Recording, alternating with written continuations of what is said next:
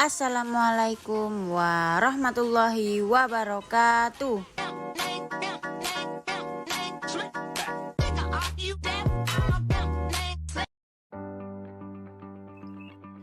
Halo guys, kembali dengan saya dengan tema standarisasi jaringan komputer. Pengertian, standarisasi jaringan merupakan sebuah aturan atau ketentuan yang diharuskan untuk dipatuhi oleh setiap brand. Standarisasi ini bisa disebut juga aturan main untuk jaringan komputer. Contohnya seperti saat kita membuat kabelan atau crimping UTP. Dalam proses pembuatan kabel ada dua standarisasi, yaitu TIA atau EIA 568A dan TIA atau EIA 568B. Standarisasi ini harus kita ikuti untuk membuat sebuah kabelan, karena jika tidak sesuai dengan standarisasi yang ada maka kabelan sudah pasti tidak bisa digunakan. Lalu macam-macam standarisasi jaringan. Yang pertama ada ISO, merupakan International Organization for Standardization, yaitu sebuah organisasi internasional yang bertugas untuk menetapkan standar atau ketentuan yang berada di bidang industrial dan komersial seluruh dunia. Standar yang ditentukan oleh ISO sudah banyak sekali. Yang sudah kita ketahui saat ini yaitu standar jenis film fotografi, ukuran kartu telepon, kartu ATM, bank, dan standar pengkabelan. Lalu ada TIA, merupakan organisasi yang bekerja sama dengan Electronical Industry Association. Mereka bekerja sama di bidang industri pengkabelan.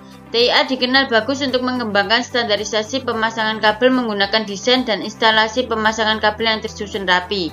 Karena itu dapat mendukung suatu cakupan aplikasi yang luas dan memenuhi kebutuhan kecepatan yang tinggi untuk saat ini dan masa depan.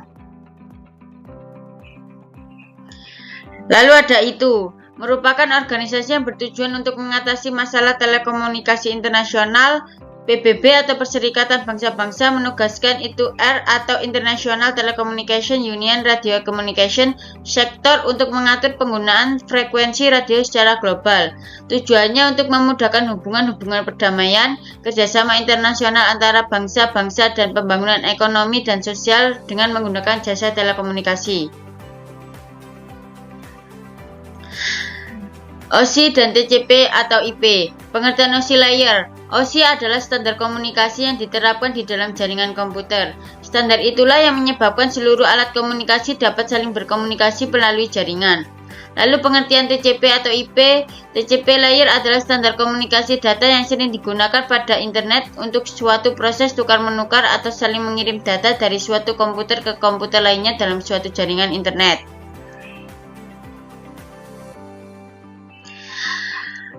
OSI layer memiliki 7 buah layer, yaitu physical layer, data link layer, network layer, transport layer, session layer, presentation layer, dan application layer. Sedangkan TCP layer hanya memiliki 4 buah layer, yaitu network access layer, internet layer, transport layer, dan application layer. Yang keempatnya memiliki fungsi atau kegunaan yang berbeda pada tiap layernya. TCP layer ini merupakan suatu protokol spesifik yang bersifat khusus, sedangkan OSI layer merupakan suatu protokol independen. Pada layer teratas yang digunakan OSI layer adalah application, presentation, dan juga session layer yang digabungkan dalam satu layer, sedangkan TCP layer pada bagian teratas hanya menggunakan satu layer, yaitu layer application.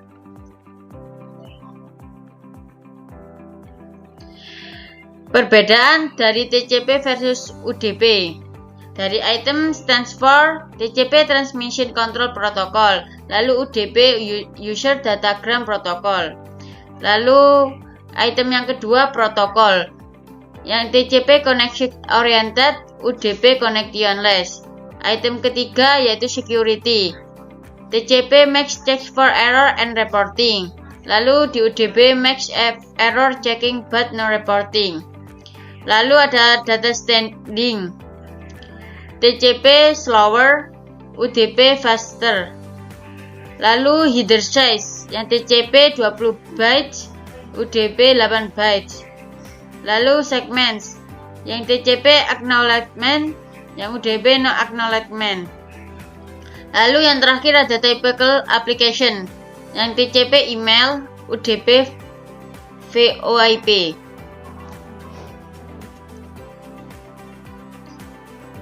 Lalu TCP UDP. TCP reliable, UDP unreliable, cepat dan low overhead. Lalu TCP connection oriented, UDP connectionless. TCP acknowledgement, UDP tanpa acknowledgement. TCP mengirim ulang data yang hilang, UDP tidak ada pengiriman ulang. TCP sequencing, UDP tidak ada sequencing, data diberikan ke layer atas sesuai dengan datangnya data. TCP PDU disebut segmen, UDP PDU disebut datagram. TCP overhead 20 bytes, UDP overhead 8 bytes. TCP web email file transfer, UDP video streaming VoIP.